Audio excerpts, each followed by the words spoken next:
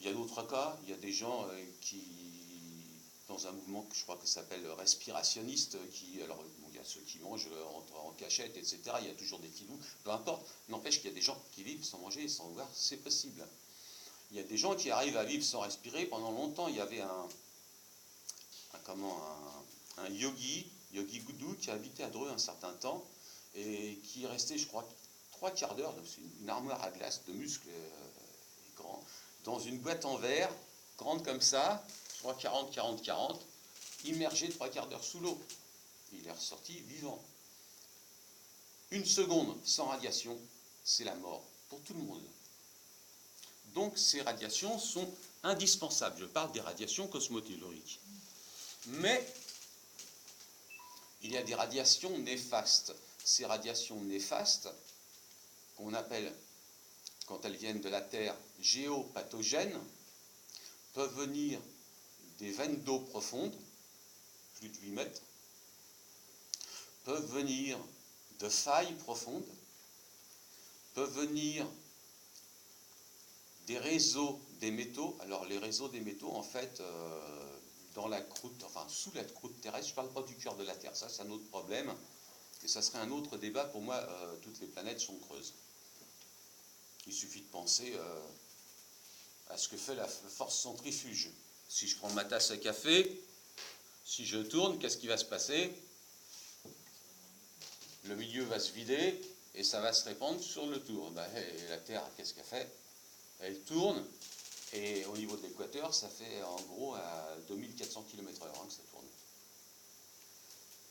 Comptez 40 000 km en 24 heures et vous aurez la vitesse horaire. Et ça, c'est un autre problème. Donc, il y a ces métaux, il y a la croûte terrestre, on va dire, qui est solide. Quelquefois, c'est très fluide, très très vite.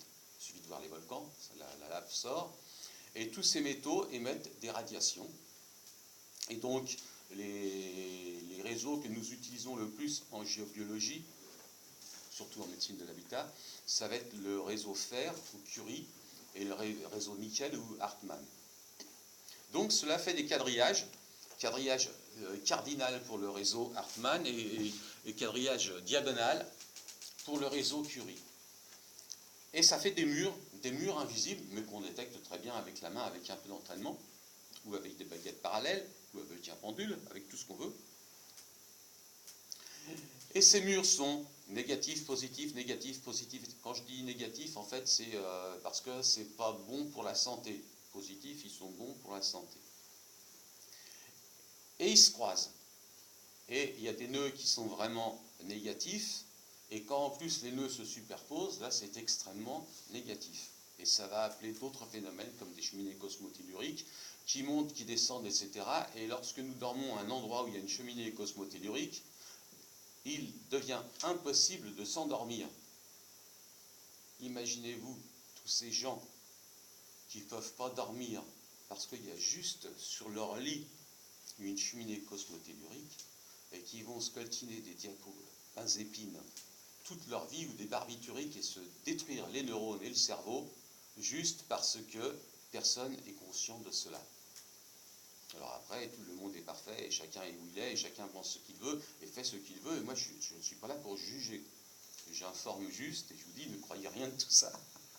Ça sera à vous de vérifier si ça vous intéresse et si vraiment ça ne vous intéresse pas, surtout oubliez tout ça et nous n'en parlons plus, nous resterons amis. Il n'y a pas de problème. En dehors des réseaux, en dehors des failles, en dehors des cours d'eau, il y a un